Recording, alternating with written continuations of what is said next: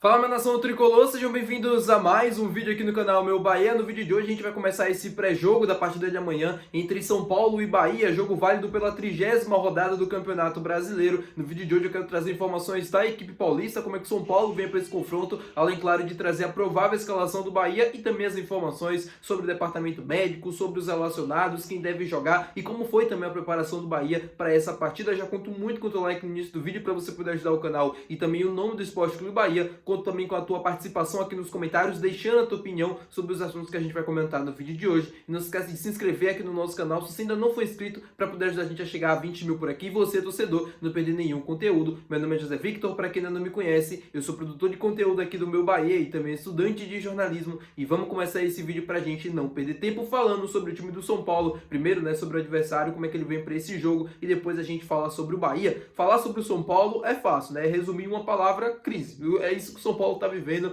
nos seus últimos dias. Nos últimos 7 jogos, na verdade, 8 jogos, nos últimos 7 jogos, o São Paulo perdeu 6 partidas e venceu apenas uma. No meio dessas derrotas tem uma eliminação na Libertadores para a LDU, que está jogando contra o Palmeiras agora no semifinal e ontem aplicou 3-0 no Palmeiras. Tem derrota em clássico também, né, para o próprio Palmeiras, perdendo de virada depois de estar vencendo por 2-0. Derrota em casa para Ceará, se eu não me engano, também no Morumbi. Enfim, um momento muito complicado que o São Paulo vive e vai encarar o Bahia para tentar sair dessa situação. O São Paulo atualmente é o 9º colocado no Campeonato Brasileiro, já foi ultrapassado por Fluminense e também por Vasco.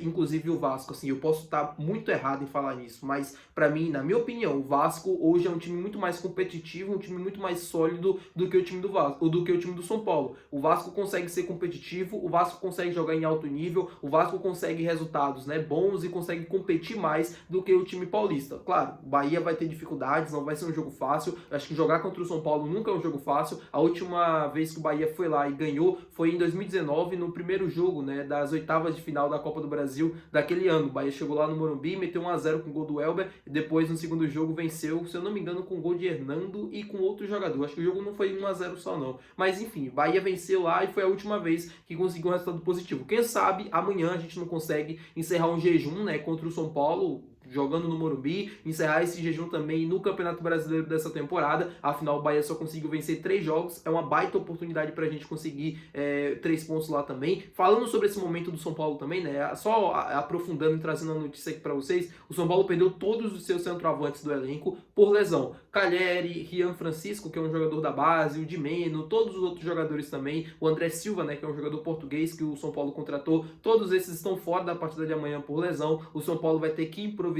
na posição.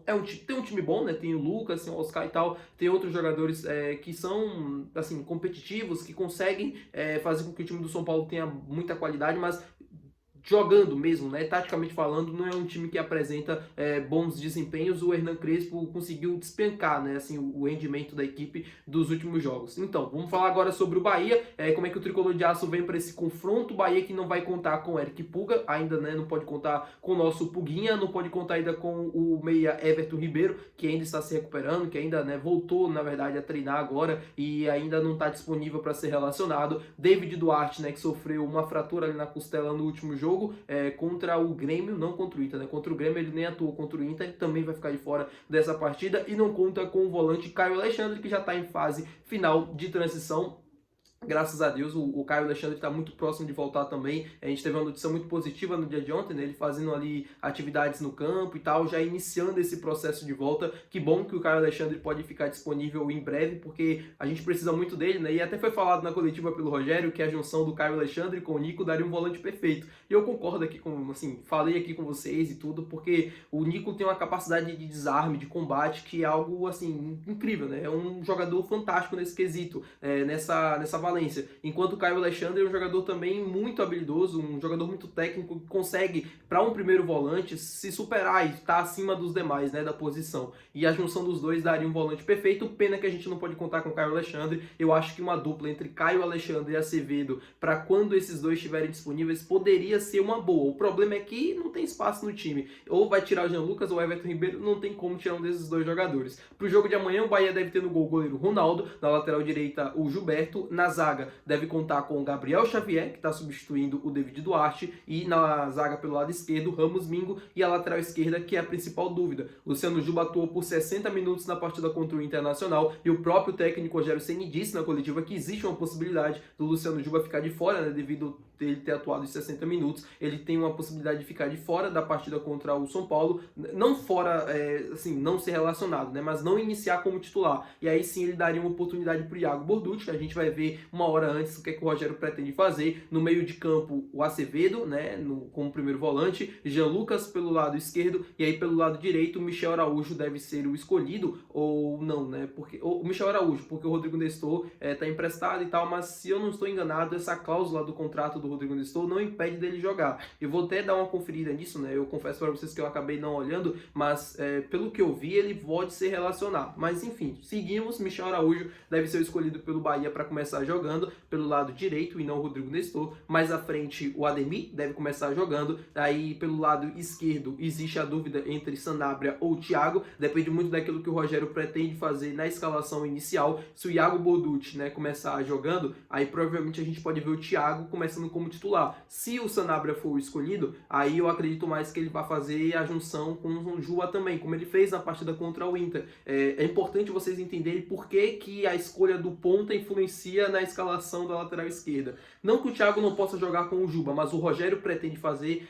quando joga com o Juba, um ponta mais aberto, né? Como é o Ademir, por exemplo, um jogador mais do 1 contra 1, do drible, da velocidade para ir para o fundo e tal. E o Juba, na maioria das vezes, não faz a ultrapassagem, né? Ele geralmente vem por dentro, ele se torna uma opção no ataque jogando por dentro, ele se torna praticamente um meia. Então ele não ocupa o lugar do Sanabria. Quando ele joga com o Iago Borducci, o Iago não tem essa característica de chegar e apoiar o ataque como um meia. Ele joga na lateral, ele joga bem assim ao fundo mesmo, bem próximo da linha. Então o Thiago, que geralmente é o ponta, né, o falso ponta, porque o Thiago não é um ponta mesmo, ele joga por dentro, pesando a área junto com o William José, praticamente fazendo uma dupla de ataque com o William. E aí o Iago Borducci tem a total liberdade pelo lado esquerdo para poder ir para o corredor e ir para o fundo, ocupando o lugar que em tese seria do Matheus Sanabria. Por isso que quando o Rogério utiliza um, tende a utilizar o outro. É por isso que eu sempre falo isso aqui com vocês nos vídeos de pré-jogo. E à frente o William José, né, como titular, esse aí é inquestionável, vem fazendo muitos gols nos últimos jogos, um jogador muito importante para o Bahia, e esse é o provável time, meu povo. Espero que vocês comentem aqui abaixo agora a opinião de vocês a respeito disso. Eu acho que é um time que, como eu falei, é capaz de vencer o São Paulo, não vai ser um jogo fácil, vai ser um jogo difícil, mas o Bahia, na minha opinião, tem capacidade sim de chegar lá no Morumbi e conseguir fazer um bom resultado. Vai depender muito da forma como o time se comportar em campo. O Bahia, quando tem que jogar fora de casa, geralmente não se comporta bem, não mantém o mesmo formato de jogo, às vezes acaba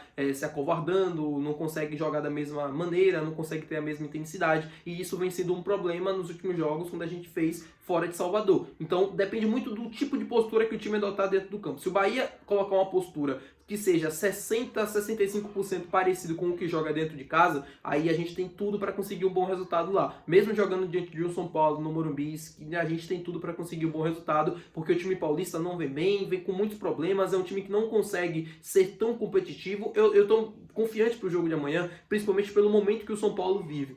Eu sei que tem o costume de dizer assim, quando o jogo parece ser fácil, ou quando o jogo parece ser menos complicado do que ele parece, o Bahia tende a complicar. Eu sei que tem isso, eu vi isso de perto muitas vezes. Porém, pro jogo de amanhã, se o Bahia complicar esse jogo, aí é muita ruindade jogando fora de casa, porque o São Paulo não vem bem. E aqui eu coloco assim, não é criando vantagem, ou desmerecendo o time paulista, não, muito pelo contrário. Eu respeito a camisa do São Paulo, um time gigante do futebol brasileiro, mas que não atravessa um bom momento, e o Bahia, né, como um time que quer estar na parte de cima da tabela, precisa se aproveitar dessa situação. Assim como seria ao contrário também, se o Bahia não estivesse vivendo um bom momento e o São Paulo olhasse para esse jogo fora de casa, o São Paulo brigando na parte de cima da tabela, o São Paulo iria olhar para esse jogo com uma obrigação também de conseguir um bom resultado, mediante o desempenho que o Bahia tivesse, né, tendo nos últimos jogos. Então, assim, é aproveitar o máximo pra gente conseguir um bom resultado, é aproveitar pra gente conseguir 3 pontos diante de um adversário que tem muita qualidade, um adversário que nesse momento não apresentou uma boa fase, então a nossa oportunidade de conseguir vencer e abrir mais ainda pontos em relação ao time paulista, tá bom, meu povo? Muito obrigado por você ter assistido esse vídeo. Se você gostou, não esquece de deixar o teu gostei, que é muito importante, não esquece de se inscrever no nosso canal, e até o próximo vídeo. Valeu, tchau!